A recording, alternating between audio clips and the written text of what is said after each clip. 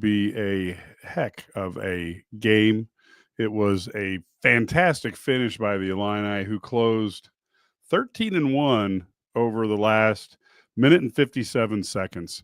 This was quite a way to close it out, and we have been waiting all year for the Illini to do something like this. Timing is everything.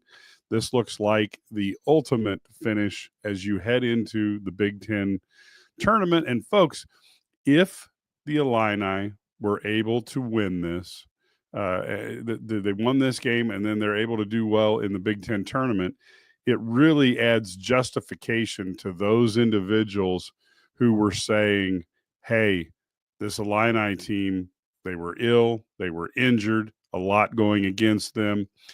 And it allows somebody to say, maybe they are really correct. That was not an overestimation. I think that is something that goes on in the back of the minds of these folks, because it's not all about numbers. And, of course, Brad Underwood doesn't want to talk about illness and injury. Don't blame him. I wouldn't either.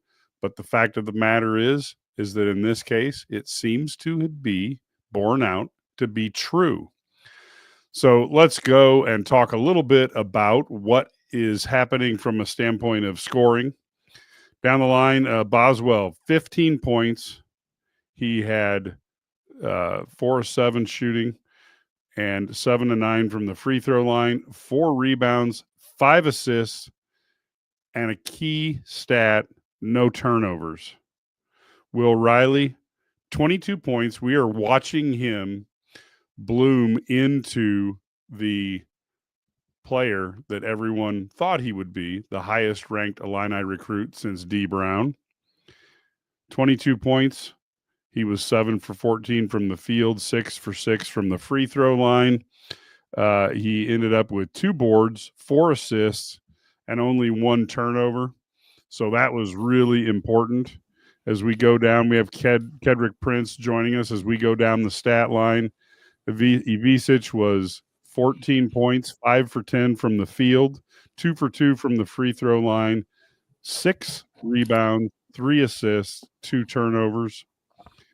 And Trey White comes back in very, very big status.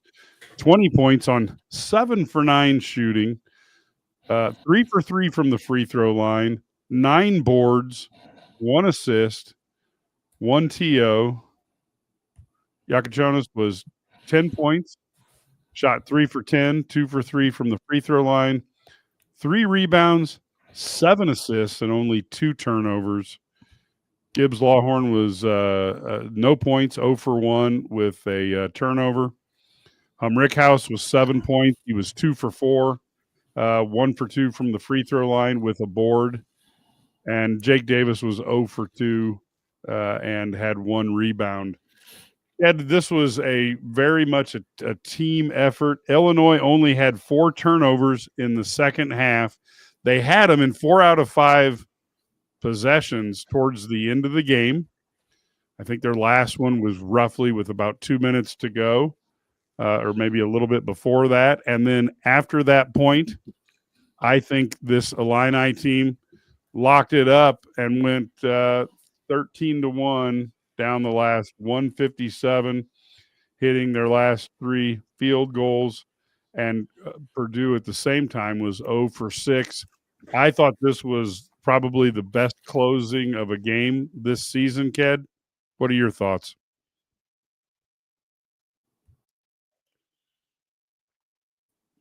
Mike, there's so much to talk about right now. I don't know where to start. I really don't. I guess I'll start with this one because it's the most obvious. They finally end the streak with Purdue. Purdue had owned Illinois for years, and I know we talked about it at halftime. This was a game that they needed to win, and they had to win for a lot of reasons. Just, from a program standpoint, a confidence standpoint, there's just so many things to talk about, this evening in this podcast, from me buying stock in Will Riley and just the adjustments being made and guys stepping up and guys making you pull your hair out, which I don't have any left. It was just great. And, we all are a bunch of guys that get text messages from fans during the game and friends or whatever you want to call them. And, people were just giving up on them. And my poor kids, I mean, I don't know, my two kids, Keelan and Kennedy, one's, giving up, one's having faith. And then, 50 seconds later, they both changed. It's just been a stressful season, but it's been a great season. And right now, they're playing their best basketball right now without one of their big missing pieces.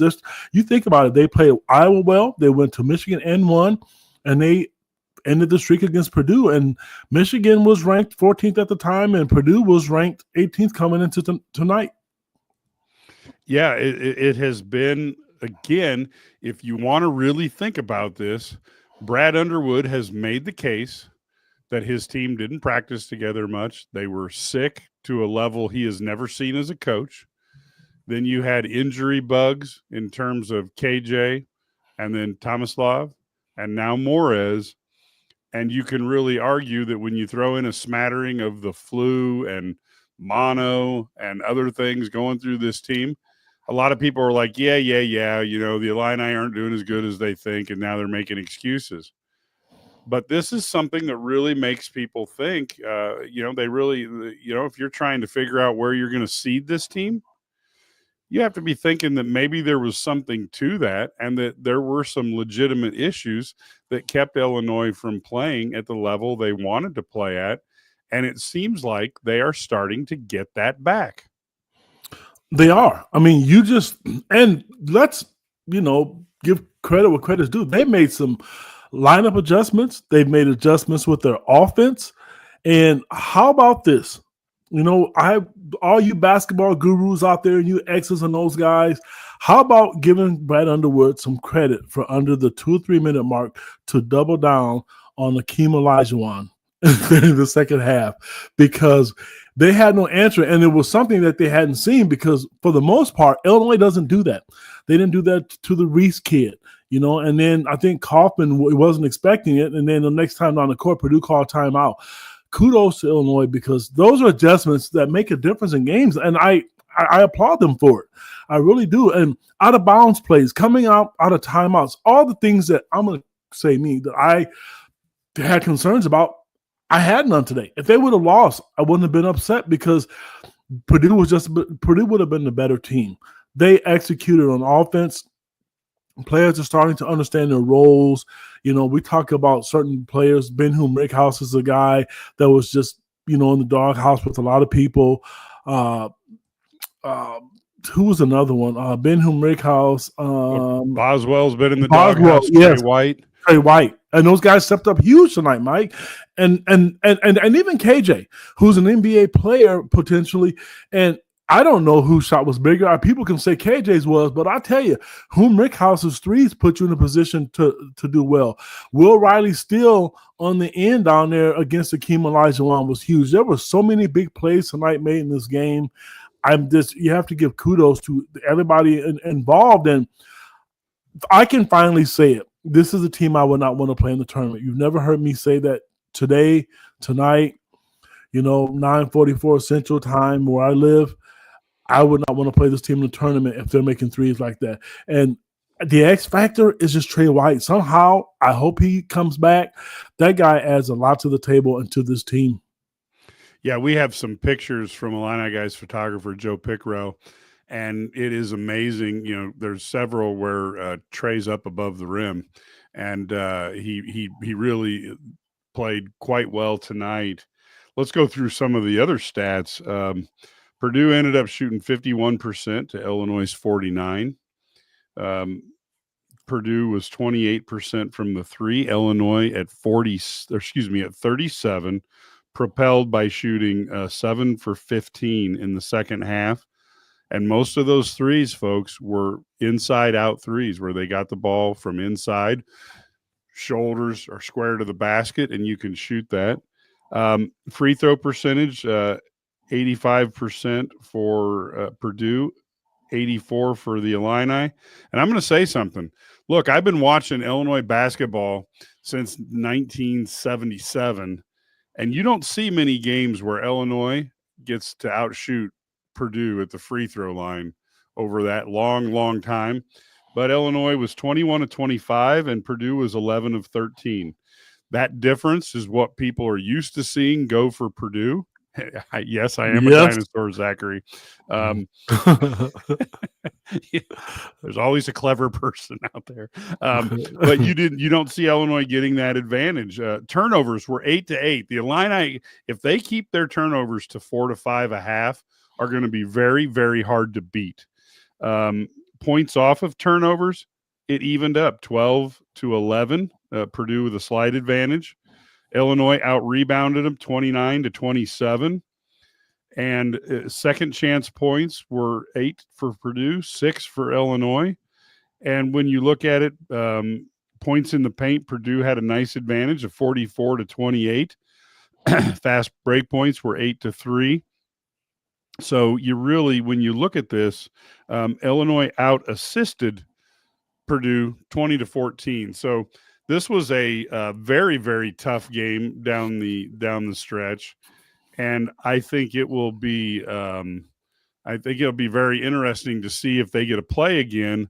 And I will throw up a comment here, Ked. I do think he got away with at least 3 travels. Yes, he did. And I also thought that the moving screen, I thought Braden Smith, the one where he held on to Ivisic like an offensive guard, and then you had to listen to the old guy talk about how he's got a lot of heart. And it's like, oh my God. And so the guy's basically setting a moving pick. And, it was crazy. But I will say, I thought Illinois got the whistle. I thought especially 2 of the early fouls in the second half, I thought they were going to be jump ball calls. I probably would have called them jump balls. They were fouls on Purdue. And it was nice to see Illinois get the whistle advantage against the Boilermakers, because you just don't see it that often. And I kind of enjoy it better than I do the other way around, Ked. Mike, I'm sorry, man. They were fouls. If you look at the replay, they grabbed Kylan Boswell's arms. What I will say, I agree with you on, they don't get those calls at home. And that was a change. I mean, Illinois didn't, I tried not to talk about the officiating, but let's just be honest here. What I'm really, really upset about, I was going to ask you a question. That call, the calls, I think, in the second half went Illinois' favor, except for one.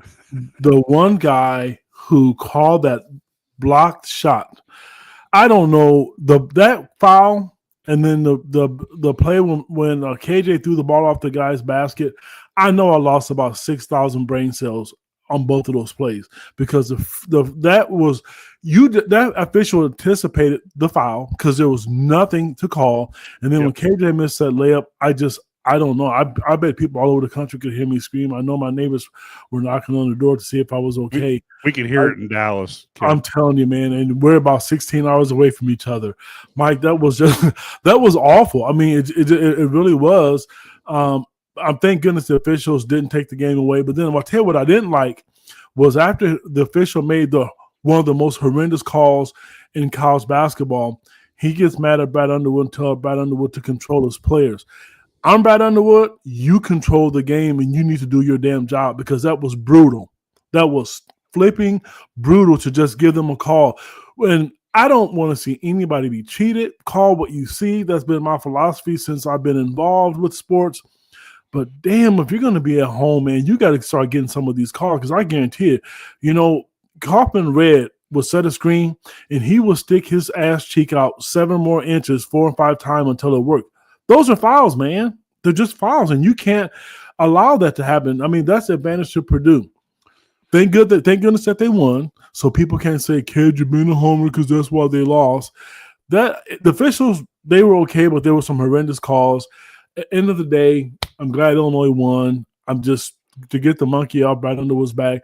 I told you guys at halftime, Purdue loved beating Illinois. There's a lot of unhidden agendas there amongst the programs that you guys you'd be surprised about. So, and you can see the energy. When was the last time you seen Brad Underwood, other than Michigan, coaching the way he was coaching tonight? He wanted this win. Yeah, and look, these 2 universities are 90 miles apart, and I'm sure that that Matt Painter would love to have the NIL support that Brad Underwood has. I'm sure that there's some little bit of frustration there. And of course, these are the best 2 teams over the last 5 years in the Big Ten. Correct. And so to see them playing at the end of the season like this, I got to give a tip of my hat to the Big Ten to put this game on Fox on a Friday night. Fans across the nation got to see a really good battle. And again, I know I disagree a little bit with you, but I actually thought the refs overall were pretty good tonight. And I think, the opportunity to see these two teams play, it was a very fun game. That Purdue team, I think they acquitted themselves very well. Kaufman Wren reminded me of a low rent Trace Jackson Davis, that probably not quite as athletic, a little less, under the rim, but a determined player who could definitely get his points in the paint. You got to give a tip of hat to him. Braden Smith played an excellent game. Funny thing is, Ked, he almost got his first triple-double tonight. He had 18 points. He had 12 assists, got stuck on 9 rebounds, and was unable to cross the line on that, but he almost got a triple-double. When you talk about a guy who's maybe 5'11", I got to give a tip of my hat. He played a fantastic game, and I think, he'll probably come back next year for his senior year, max out whatever NIL funds he can get at Purdue, and go down as a Purdue legend. Any thoughts on what we saw from the Purdue team tonight, Ked? I don't know how this is going to be done, and I don't know if there's any Purdue fans listening to this podcast, but I don't know how Purdue doesn't have 2 guys on the first team or Big Ten team. Kaufman Wren is an animal.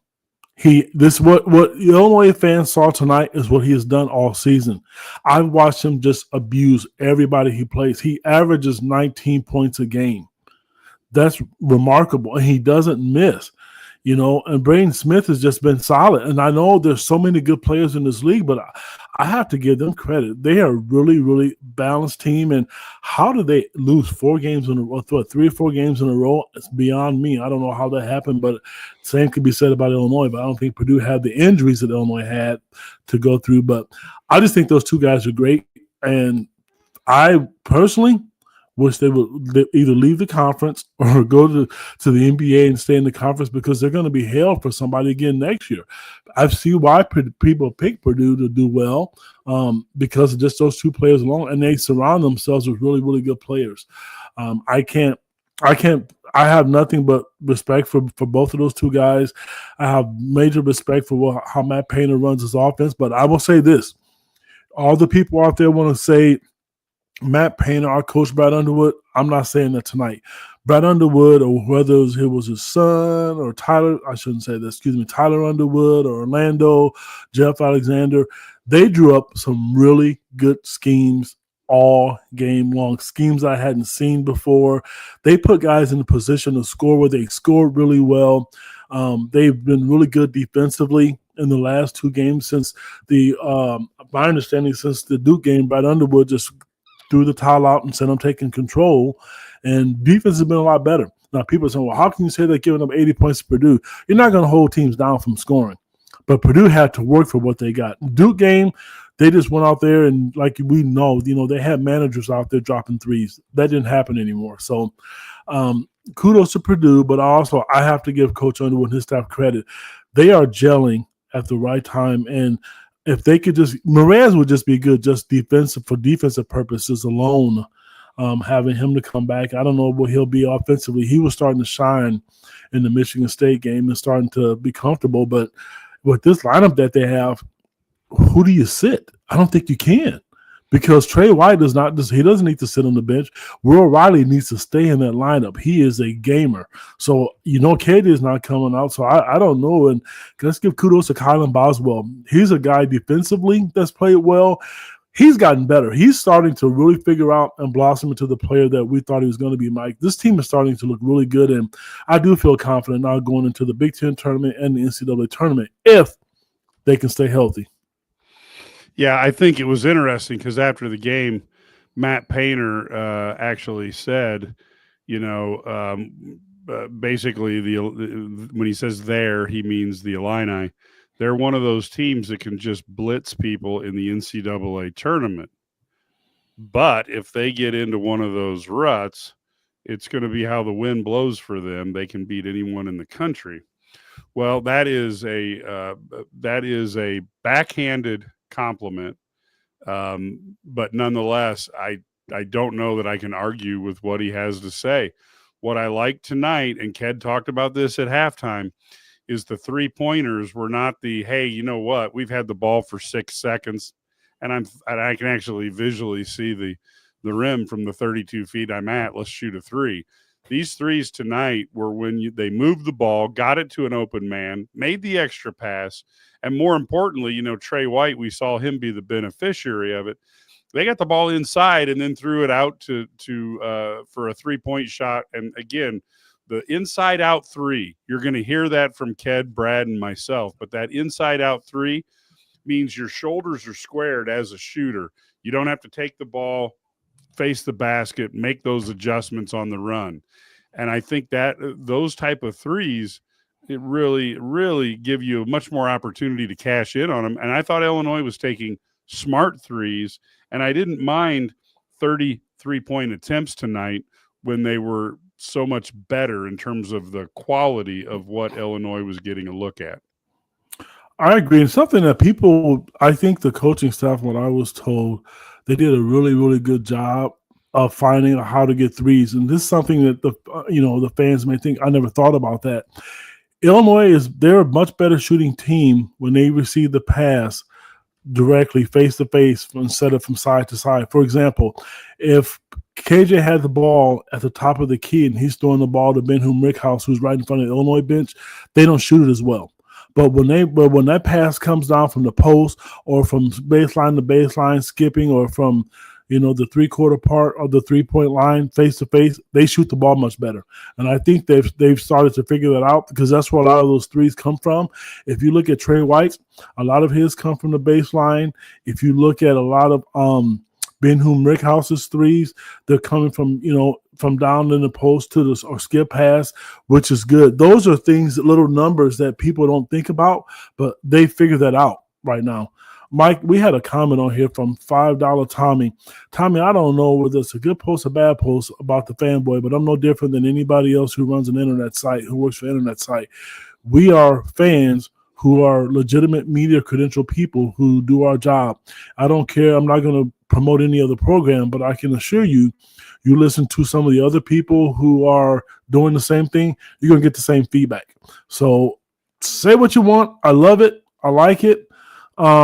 I have to give this team credit, and I'm going to continue to be honest and be blunt about things. And do I like to see Illinois win? You darn well betcha I do. I'm not, working for Illini guys because it's not called Iowa Hawkeye guys or the Purdue Boilermaker guys. So I do want to see them win. It's fun when they win games, and I like, excuse me, I need to give this credit to the fans were great tonight, Mike.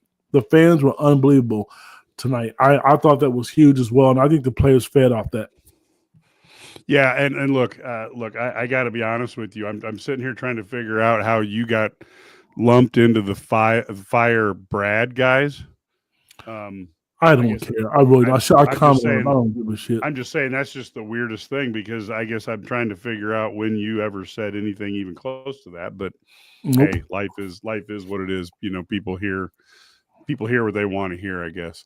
I think, the other thing, I guess, when I go here, Trey White has had quite a journey this year, coming to the Illini, starting off the season and then struggling, getting back in, playing well, and then all of a sudden, he was benched for a while, and now he comes back, and he seems to be hitting his groove again, Ked. Just how important do you think he is as Illinois goes into the Big Ten tournament? Well, let's look at this real quick. I'm going to answer your question, but Illinois have 5 guys in double figures. That's huge.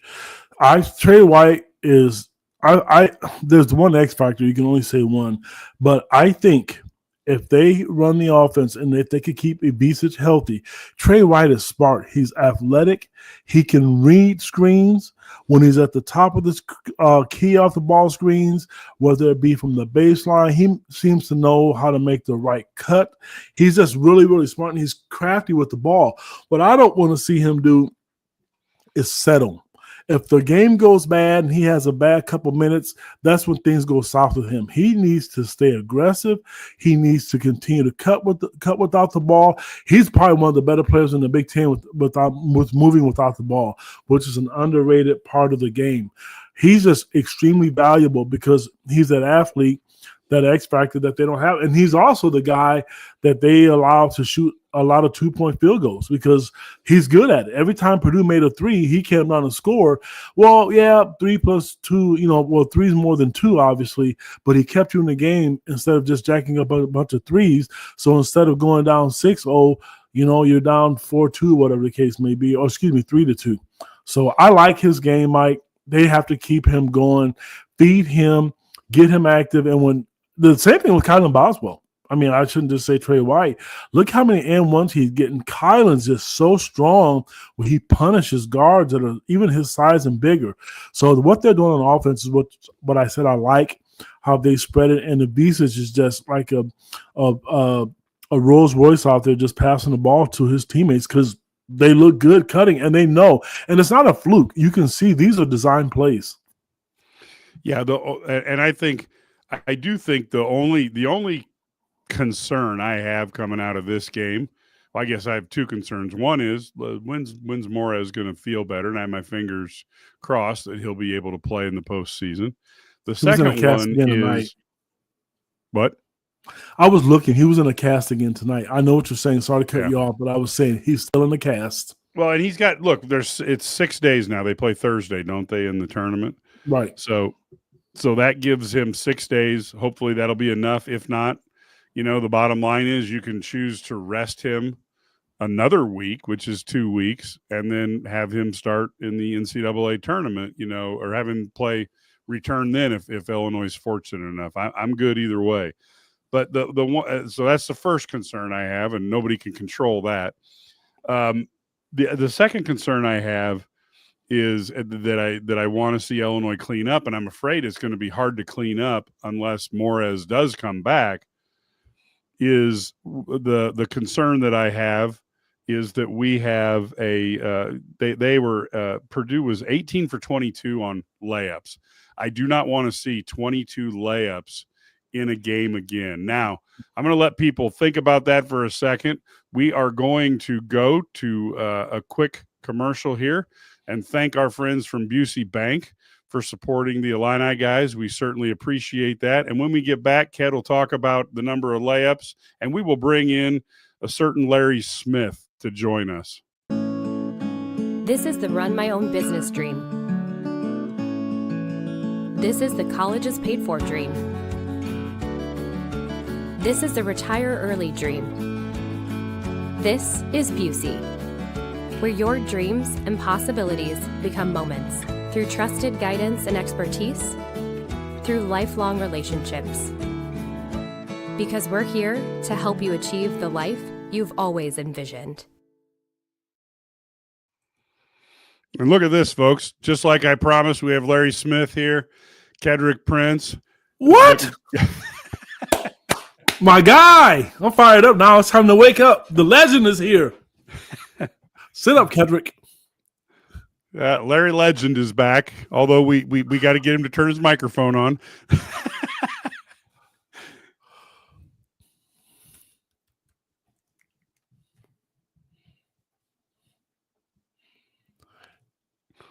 Well, Larry is trying to see if there's a way I can. Oh, Larry's going to come back on.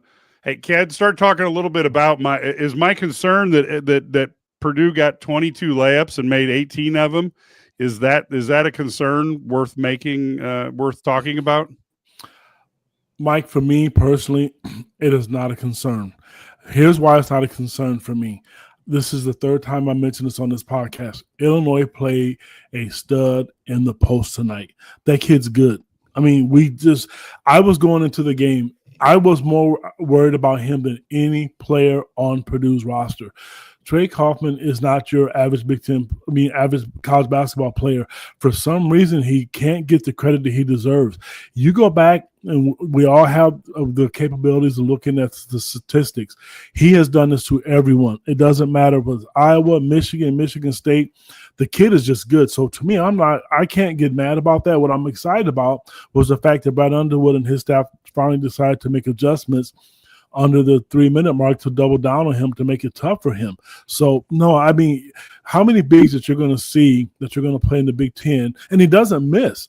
I don't know what his field goal percentage is, but I'm going to look it up here real quick. But the guy's just a good player. And sometimes, as reporters and fans or what have you, you have to tip your hat to the other team. He's just a really good basketball player, and he works hard at it. Larry, your thoughts on the game after your chance to catch the tail end of it? Yeah. Can you guys hear me now? Yes, we can. All right, there we go. Hey, technology works.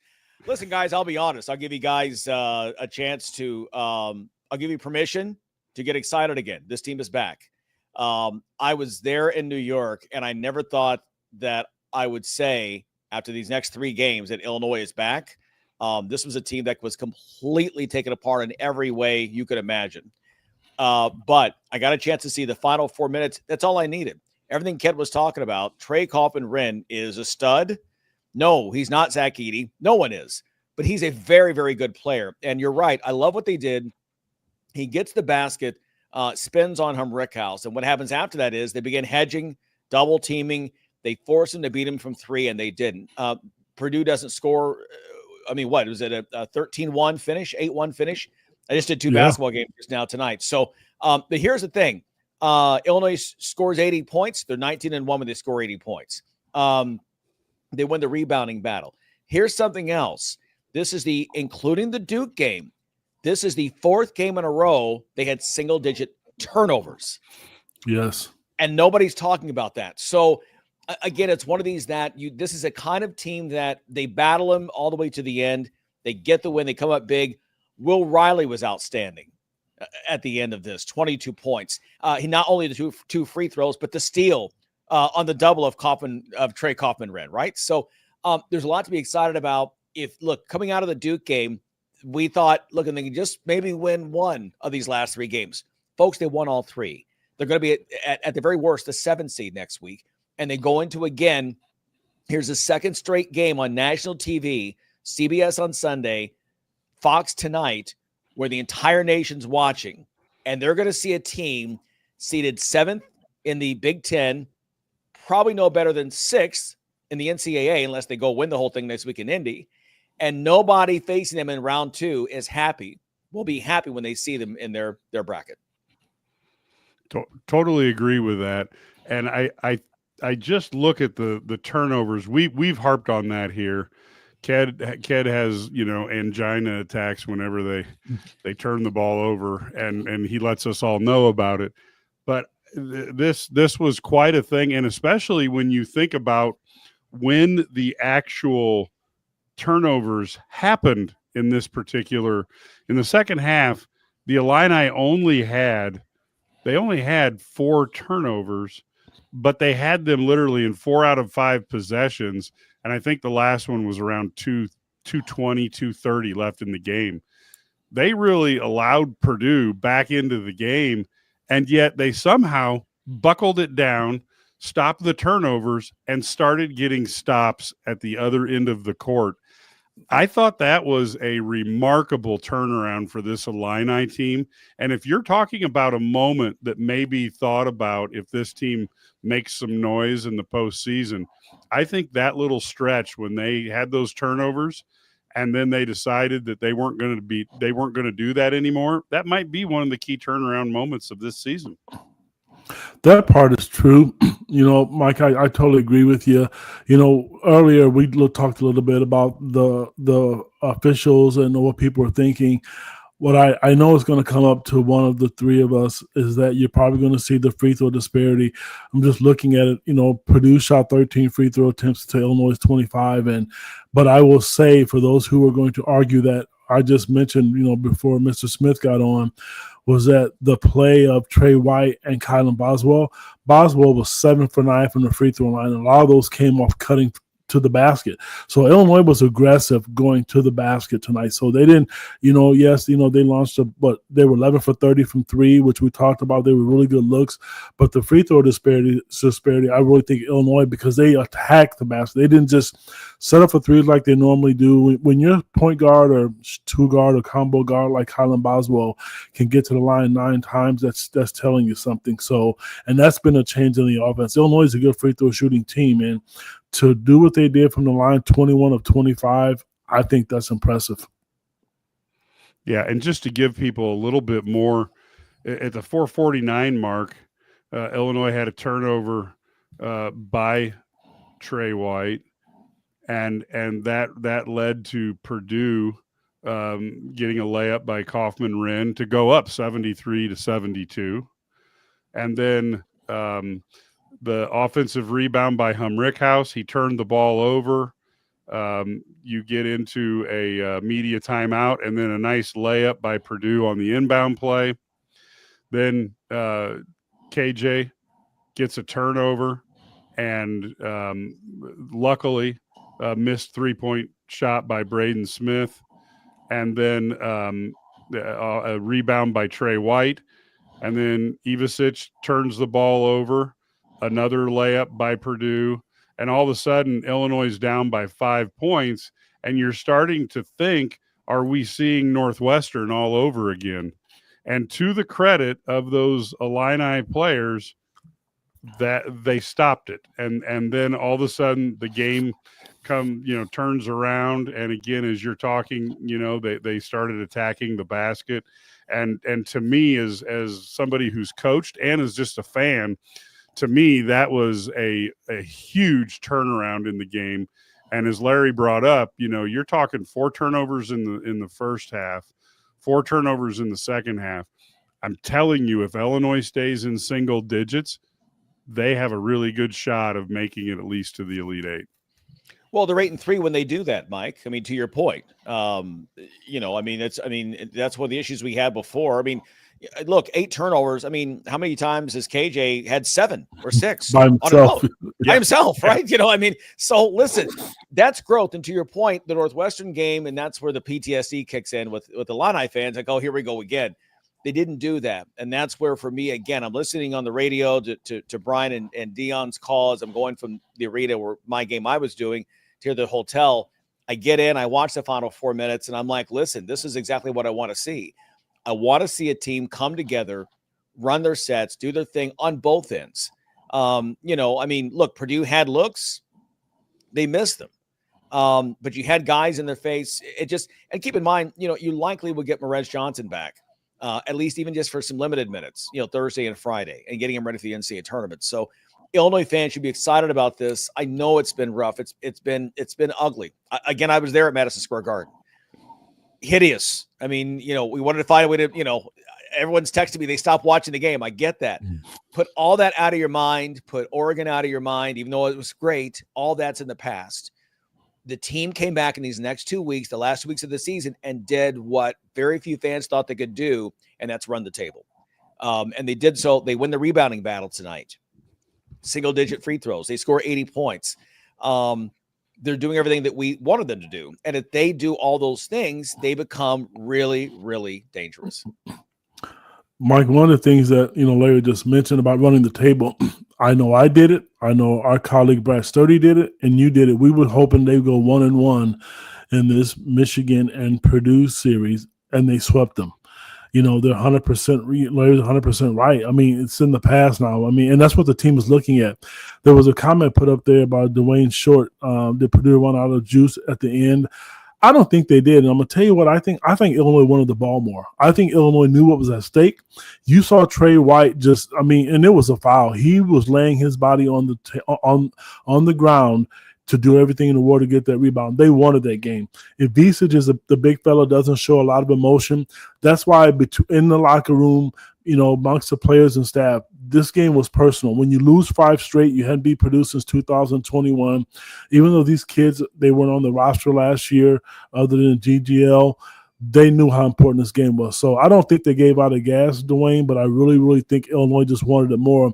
And when KJ hit that step back three, you could just see the momentum change from the players, the coaches, the effort. It was just truly amazing, the effort that they gave down the stretch of that game, because they knew every rebound, every free throw mattered. Well, and to your point, if I can add to that, KJ, again, has not hit that step back three with great regularity in late in games and situations like that, right? So that's another one of those moments where you go, okay, we saw that against Arkansas. We saw that against Oregon. There are the big games we saw it against. We have not seen it here down the stretch. That was, again, that moment like, okay, this is and he only had 10 points. We had the whole big thing earlier, all the 20 points, and set the Big Ten, the Illinois freshman record, most 20-point games ever. All that's great. But the bottom line is he now understands he didn't have to score 20 points. Trey White, I don't know what his status is for next year, but get this kid back. He almost had a double-double tonight. This is a team right now. I think the way they did this, listen, Purdue's a better team than Michigan, right? They took Michigan completely out of their game and took them apart. This was a team that Purdue is ready for Illinois. When it comes down to it, they're going to hit the big shots. They're going to find a way to get the win. Illinois took their best punch, and they punched back, and they won. And they get 20 wins, which, again, 2 weeks ago didn't seem possible. So it's all positive. Illinois fans right now should feel very, very good about where they go. Now, doesn't mean you're going to, could you get upset in the next game? Of course. That's basketball. But they did what we wanted them to do here in the end, and that is not only win, but be dominant in the way they did so, and they did that tonight. Yeah, I thought it was impressive, and of course, as you talked, Larry, that 3-game winning streak is there, and it does add fuel. And you've talked about this, and we talked about this on the Sports Spectacular this week. When the committee members are talking about Illinois and where they should be seated, I think a good performance here, but rebounding against, after that Duke loss. And also having a nice showing if they can manage that in the Big Ten tournament certainly lends credence to Brad Underwood talking about how Illinois has had the worst spate of injury / sickness / voodoo magic against it. Is that something that the committee members may look at and say, you know what, maybe we move them to a better seed level, because this does kind of prove his point? Or is that something that is just, they're going to look at the numbers and the numbers are what they are? Absolutely. There's no question about that. It's going to be a big part of that when they go through this, the committee comes in, and if they can continue to do well in the Big Ten tournament, look at their resume and look at what they've done compared to other teams on the 6 and 7 line, and tell me there are 4 better teams in those lines than what Illinois has in their resume. There's no question. Ked, any thoughts on the... Hey, it's live. My food is here. So if you don't mind, I'm going to be real. I got to get my food. I'll be right back. Perfect. See, folks, this is the type of stuff. Do you get this on other programs? I don't think so. But here, we keep it real. You get to watch me drink my Coke Zero. You get to watch Ked drink his stuff. He can no longer have soda. So he has to have things like water. Yeah. Here it is, baby.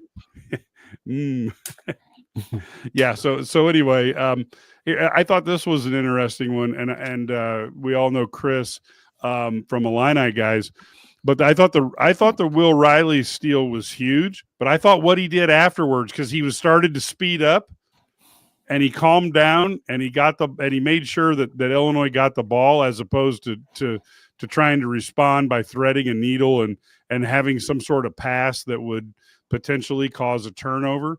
I thought Will Riley showed us his basketball IQ and how he has developed throughout the year here. Mike, when I've talked about Chris, I'm glad you mentioned this, and I'm going to give a really good example of why that was huge. I've always talked about, when I coach basketball, if I'm going man, I tell my team, you're guarding a man and a half.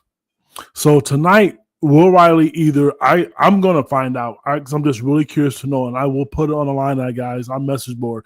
I want to, because you knew who was going to get the basketball. You knew Akeem Olajuwon or Kareem Abdul-Jabbar or Shaq was going to get the basketball going to post. What I want to find out is if they knew the play was going to him. Now back to the man and a half. Will Riley either thought or knew they were going to go to Kaufman. They knew it. So having said that, he was guarding his man, hedged off enough to make the steal. So if you just isolate and you're up the line and you're guarding your man, that doesn't happen. He doesn't have a chance to do that. That's why it's important to be able to do both. I mean, and a lot of coaches coach man and a half and some don't. I'm a big believer in it because that's what you get out of it, because I don't think Purdue was expecting that. I mean, I know I would be honest with you, I was surprised when Kaufman ran got the ball. I mean, Will Riley was so quick to go over to make that adjustment. It was like it was automatic. And that's also signs of a freshman growing up. That was a very, very big steal in the game because truthfully, he would have scored. I don't see why he wouldn't have. If he wouldn't have, he would have probably got the rebound and put it back and made his free throws, because as good as he is as an offensive player, he's just as good. He's a great free throw shooter. He was 3 for 3 tonight. Yep. And I did have to throw one comment on from one of the guys who's been hardest on Brad Underwood, St. Dominic's Rosary. Little Michael Corleone here from Godfather 3. Every time I'm out, they pull me back in. And I tell you, I think Brad Underwood probably, like most coaches, probably gets blamed too much for things and probably gets too much credit for other things. But I do think that flexibility in the game planning, look, Duke was a bad matchup for Illinois, particularly without Morez. So I mean, there's no excuse for getting your blown up worse than you've ever been beat in the history of the program. But I also think you kind of take out the worst game and the best game and kind of look at it that way. But I will say that, Brad Underwood doesn't really care what anybody thinks, but if he did, he'd be happy to see St. Dominic's Rosary have something nice to say about him. Well, we understand how the fans are and how upset they can be, because we were there, and let's be honest with you, in today's media world, that's what we are, So I really, really just think coaches expect that. But what I will say with Coach Underwood, I'm not saying he's listening to us, social media, but all the things that a lot of people have complained about, I've seen changes. I don't see KJ shooting 20 shots at field goal attempts a game. Will Riley, a lot of us, I know I did, was calling for him to be in the lineup 2 months ago. It was after the Michigan State game when they lost at Michigan State was the game I really wanted to see him be inserted in the lineup. I'm not upset with Ben Humrickhouse. His minutes have been decreased. I mean, they've decreased, and he's playing his role well. He's playing harder, and he's not – I don't think the pressure on him to score, is what it once was. Will Riley relishes it. So, and then coaches making adjustments from the offensive standpoint. Mike, you mentioned Duke. It was a bad matchup, but if Illinois made shots, they would have lost. I mean, Duke was the better team that night, but you look good, and the game is different when shots go in. Illinois couldn't put them in the ocean, and Coach Underwood just talked about that was an eye-opener for him as well, being in the program for 8 years, and then 8 years, and with all the success that he's had, you have one of the worst losses in school history. So, there's a lot to be, positive about, and, we don't know what the draw is going to be for the Big Ten tournament. And I've always said this, and I know people don't like hearing it. I don't really care about it. This year, I do just a little bit more because I want to see them get to that 6 seed line. I think they're better than that to begin with. They are better than a 6 seed. You cannot take away the fact of the amount of injuries that they've had and say it didn't matter. Totally agree. I think this by Meow Peep, Brad needed a shift, so critiquing coaching is valid. Now we'll always critique a coach. We'll just tell you that Brad Underwood's won a boatload of games in college, and we haven't. So we have no problems critiquing a coach, but definitely he has definitely made some shifts. Now, folks, we will be right back. We're going to take another message break from our friends at Busey Bank, and when we get back, we are going to have Brad Sturdy will be joining us. He will give us all of his feedback. So if you got questions for Sturdy, start posting them. Now, he's going to be driving a car, but we can read it to him, and we can get some answers for you right after this. This is the Run My Own Business dream. This is the college is paid for dream. This is the retire early dream. This is Busey, where your dreams and possibilities become moments through trusted guidance and expertise, through lifelong relationships. Because we're here to help you achieve the life you've always envisioned. All right, so we are going to welcome Brad Sturdy, the man in the dark. We will have, no, I guess we're not going to have the man in the dark. We're going to have the softball. We're back to man in the dark. So, Sturdy, give us we're out of February pain and we're into March fun. Give us your impressions on this game. It looked like the crowd was wild. The energy was there, and the Illini, as they struggled for a little bit there at the end of the second half, they corralled themselves, stopped turning over the ball, and closed out the Purdue Boilermakers the way Purdue closes out so many teams. Yeah, really, it's really an impressive win when you think about it. They were down 10 points with 11. I think it was 11 with 11:46 to play, 11:34 to play, something like that. And they outscored Purdue 35-17. The 35 isn't a shock because Purdue isn't a great defensive team. I mean, you can get hot and put up some points on them, but that's still a lot of points to put up in 11 minutes. On the other hand, holding Purdue to 17 points during that stretch of over 11 minutes is really impressive because that is one of the best.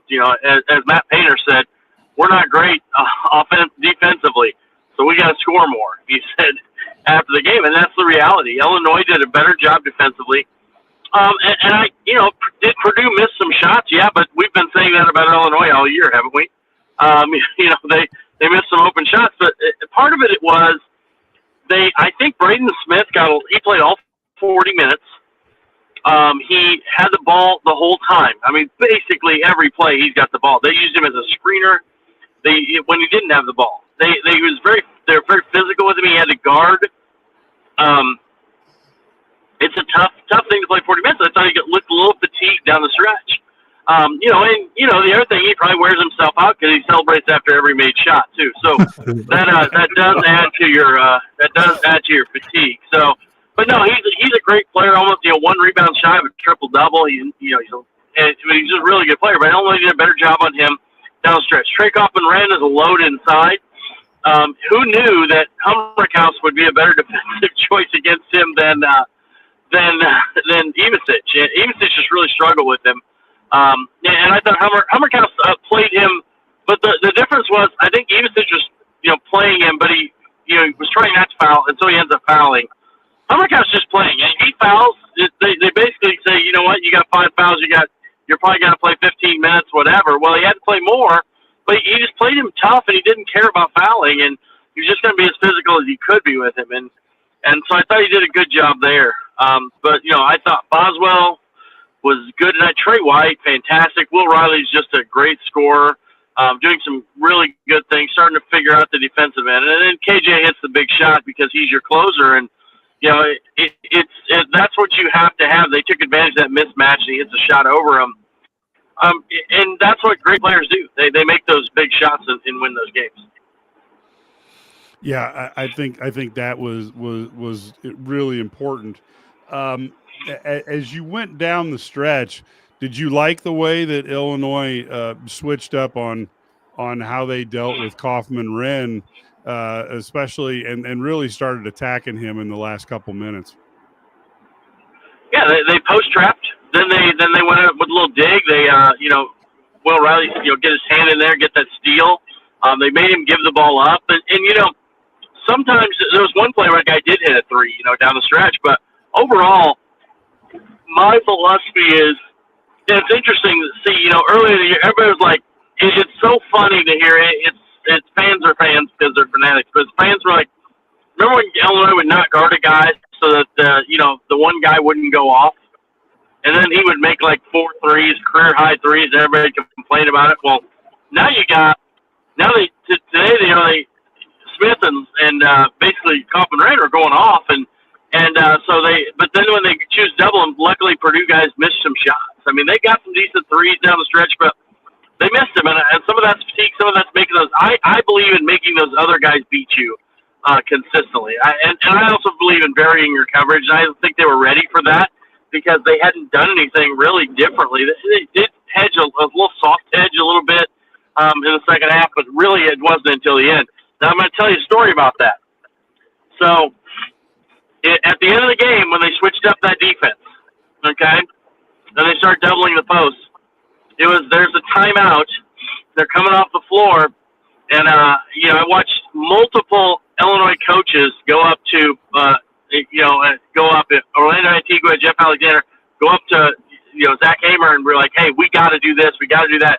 And he said, I got it. We got it. And they went and doubled Coffin Wren to keep it out of him. So it was like as a group, they were like, look, I know that this is the way we do things, but we have to do it differently now.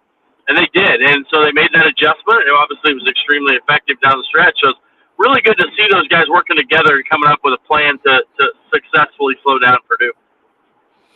Yeah, that was good. Kat, any questions for Brad?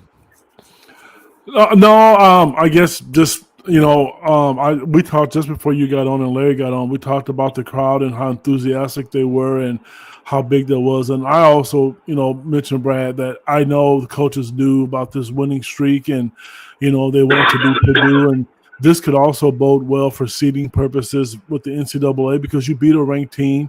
You've won 3 games in a row. So I don't know if Coach Underwood talked about that in this post-game press conference at all or not, or just, why the resurgence right now compared to what it was a few weeks ago. Well, I think the biggest thing, his basically description is they've had time to practice now, and they've had people all there. You have a practice where you have most of your team actually present, as opposed to having a practice when nobody's there. And he mentioned that having Evasich back really helps White and Boswell because he's such a good passer. He lifts guys, even Riley as well, but he lifts guys because he's out there and they have to respect him as a three-point shooter and his spacing, and he's a great passer. And so those back cuts. Think about how many cuts did they have? Dives after they slip a ball screen, slip a screen, whatever, or just dive on a cut after a pass and get those. You got layups or fouls, and those were huge. I mean, because you also have if you're out there, they did kind of early on. Trey White hitting those threes was big because they were using Coffin Wren to kind of play off of him. And they were having first guard Evasich and really put pressure on him. So there was nobody there to protect the rim. Once Trey White hit a couple threes, they got to space a little bit. Now now there's cutting lanes, and it made it really, really. And Underwood talked about that. Like that's something they've been working on in practice, and now they can do it because Evasich is back, and they're almost healthy. So if they get Merez back, now that it really helps on the defensive end where you can now match up better with a guy like Trey Coffin. Quick question, Brad, we had is why were there no free throws on the tech? And if that's the rule, what's the point? It just slows the game down. What tech? The dunk. The hanging on the rim. They shot a free throw. He missed it. Oh, okay. Well, come on, Deuce. Come on, Deuce. KJ shot one free throw, and he missed it.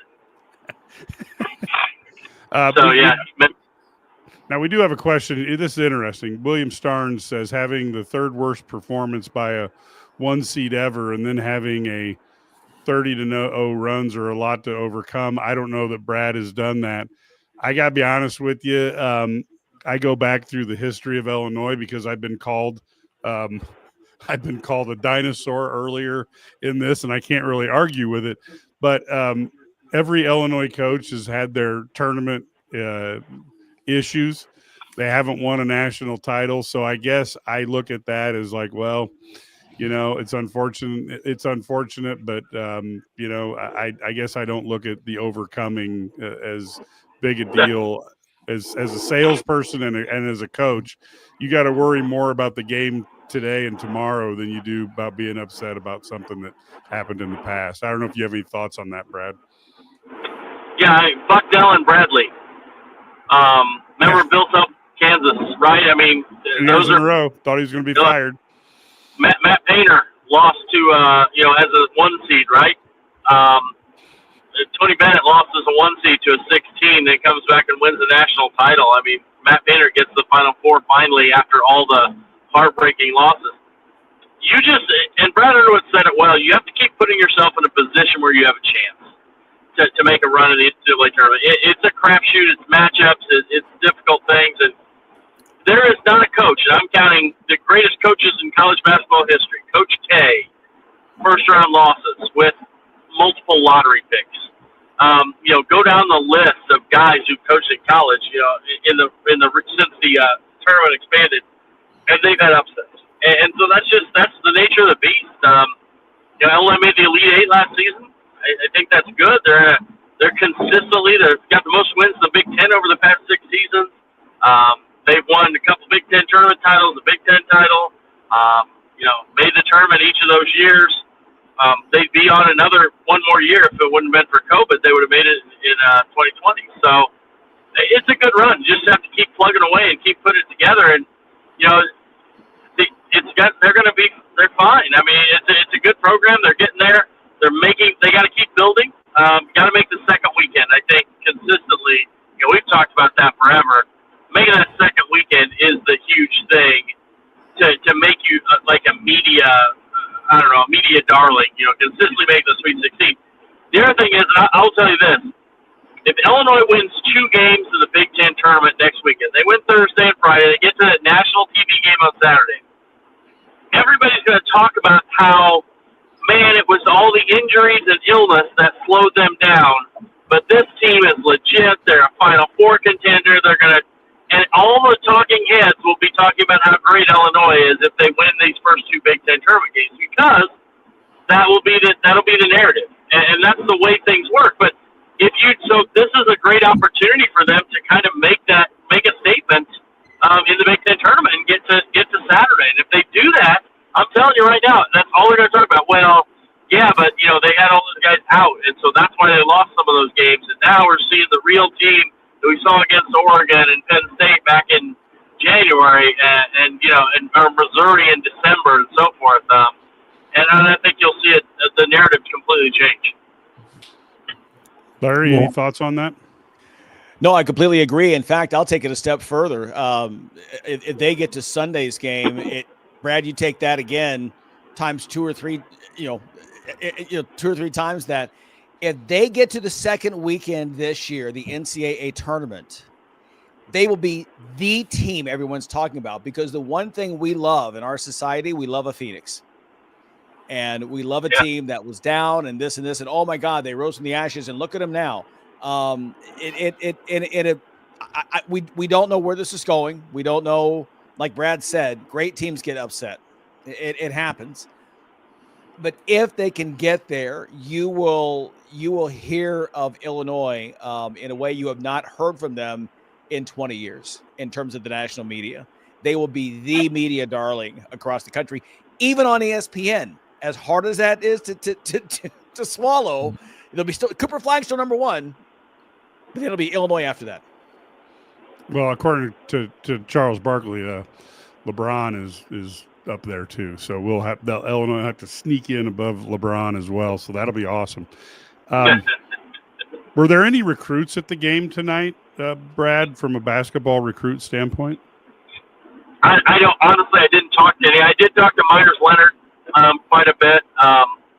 And then Brett Eldridge was there with Myers. Evidently going to help him a little bit with his country music career. Good. So as he goes on this, Myers and Ellie are having a baby in May, second child. So that's pretty cool. Living down in Nashville, living a good life. There were, a bunch of, Marcus Griffin, Larry Smith, DJ Richardson, I think were there. I mean, there's a bunch of guys, old players that showed up, and so it was pretty cool to see all those guys. But yeah, it was it was really. I think it's really an interesting recruiting wise. I don't know that there's a ton of it's all young guys right now. Of course, guys like Jackson Davis from Warren, he's playing in the sectional championship game tonight, so obviously he's not going to make it. But yeah, I think it's interesting that it's almost all like they're recruiting more nationally, because a lot of the best players in Illinois, until we get to 26, obviously Lincoln Williams, but 27 is when they start seeing all these guys that are staying in state for now. The Cleveland and Davis and Thompson. So these elite guards in 2027. So we'll see what kind of plays out there and see how they work recruiting, because they're in on some of the best players in the country in 2026. So that'll be very intriguing. I think right now they were chanting one more year to Will Riley. I think that was the biggest recruit in the house tonight. Yeah, that's cool. That's cool. So let's take a round and we'll wrap this puppy up, folks. We obviously here at Illini Guys, if you enjoy this conversation, this is the type of thing. Going to IlliniGuys.com, you can register. It's only $99 a year, which comes out to 27 cents a day. We're way cheaper than Starbucks, but you can be a part of it. And the most important thing is you can get the message boards where you can interact with Ked, Brad, Larry, Matt, myself. And that's creating a community where we have a lot of fun. We talk sports. We don't mess around with politics. And if you want to enjoy your Illini fandom, I'm going to tell you right now, there's no two guys who are closer to Illini sports than Brad and Ked. It's just the way it is. You can say what you want. It's just the truth. So we would love to have you become a member there. Please go to IlliniGuys.com and think about that. The more individuals we have, that gives us the opportunity to cover sports. We obviously, with this larger Big Ten, it does cost more to travel, and subscribers help us to make sure that we can get out there and cover the Illini as best as humanly possible. So with that, we don't have any big companies behind us. We wish we had CBS or NBC or, some massive conglomerate behind us, but we're just independent dudes who like the Illini and decided we were going to have some fun. So join us. We would love to see you there. Then again, considering what they're doing right now, the layoffs, maybe not. Yeah, that's good. That's a good point. Yeah, it's getting brutal out there. It's getting brutal. We just saw ads from a whole ton of people who produce podcasts and different things for different companies.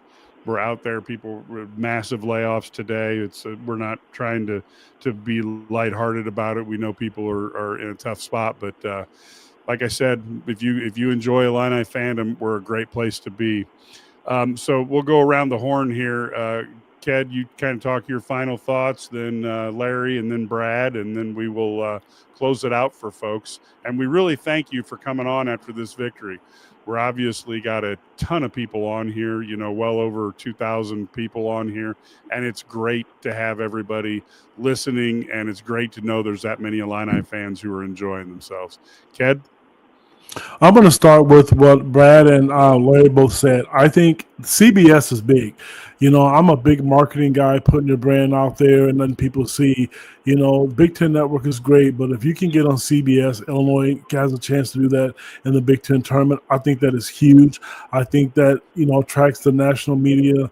I think it draws attention to Illinois, and I know the selection committee, Larry mentioned about all the things that they could have done and should have done, and now they're saying, hey, this team's put back together. I think that part of it is huge. Larry mentioned something that I just cannot overlook. When we did these podcasts, we talked about how they will finish down the stretch. None of us thought they were going to go 3-0. I mean, let's just call a spade, and they did that. We were just hoping. Most of us we were hoping for a split. Now, they've gone 3-0. For me, I'm going to close with this last statement. If they can somehow get Morez Johnson healthy, and then they can, win, and they can advance to the second round of the NCAA tournament. I mean, it's been a great season. I mean, because there's been too many highs and too many lows, and if they can pull that off, it's been successful. And then, Brad Sturdy mentioned the fact of trying to get guys to come back. I can't emphasize enough. I agree with you, Mr. Sturdy. Somehow they got to get Trey White to make sure he's able to come back. Larry? Oh, sorry. You knew whose time it was. I was enjoying what Ked was saying. No, I agree with all of that. Look, this is a big win, 88-80. Anytime you beat Purdue, it's big. But I think, again, like we said before, the perception, and it's huge. To me, the most painful part about the Duke game was that it was at Madison Square Garden on Fox. And so the entire country is watching this debacle. Well, you've got two games now on network, CBS on Sunday, Fox tonight. you begin to erase that, and it can continue. Like Brad said, if you get into the weekend next week, Illinois fans should enjoy this because, like Ed said, this wasn't supposed to happen. But we're back to where we were mid-season, saying there's something special about this team. That's what I saw, and I think they'll only get healthier and better now that they're all older. The freshmen are no longer freshmen. They played 30 games, and so let's get to Indianapolis next week and see what happens. And Brad's hand. Yeah. Nope, it's gone too. There's my hand. There it is. There it is. So no, it's I would say this. I think winning this close game is really important. Brad Underwood talked about that. They really haven't done that. You know, they've either kind of been beaten pretty soundly or won by a lot. And so, you know, really last close game they won was probably Missouri, where they had to kind of close it out down the stretch. Maybe Washington, but they kind of gave up a big lead against Washington. So, you know, they've kind of blitzed people or won pretty handily, or you know. So this was a huge thing. Brad Underwood mentioned this. His confidence is higher because they were able to win a close game against a team that has veteran guys. They won against a veteran team, a team with 3 juniors who have a ton of playing experience, right? So this is exactly what you want to be able to do and win those close games, because you get in the tournament, you're going to have to win those close games, and you got to figure out who can close and who's going to do this and who's going to do that. So I think that's really important. Now, the other thing I would mention is that they get another 5 days off now without a game until they play Thursday. That will mean they were like, you know, you went Tuesday, Sunday, Friday, and then Thursday. This is going to be the freshest they've been all year, and they're perhaps they're one of the freshest teams in the Big Ten and maybe the country heading into this Big Ten tournament, because of the way the schedule was a grind throughout January and February. But now you've had a chance to get those legs, and I think that is a huge thing. We talk about shooting, and this team, you notice that now that they're getting some time when they don't have game after game after game, they're making more shots. So I think that is part of it. Fatigue is a factor, and so this is a team that has a chance. When they make 3, as Matt Painter said tonight, they can beat anybody in the country. Yeah. Well, I tell you what, that was a great recap of the game there, Mr. Sturdy. Appreciate that. Ked, thanks for coming on. Of course, Larry, in the midst of broadcasting state championships in the state of Georgia, being able to find a few moments is awesome. Thank you very much. Folks, we will be back. We'll probably do something to prep you for the Big Ten tournament, either Sunday, Monday night, in that range. So we will be back to talk about that. And, of course, we will give you coverage during the games and, after the games during the Big Ten tournament in preparation for what we hope is a nice, long, extended NCAA run. This team is proven to be exactly what we have said it is, a team with very high ceiling that also can have some days where they have a very low floor. That's what happens with freshmen. And then if you throw in mono, the flu, all sorts of, broken wrist and random forearm injury, these things can happen to us. But I will tell you, it's been a fun season so far, and we're hoping to really cap it off well. So, folks, until next time, go Illini.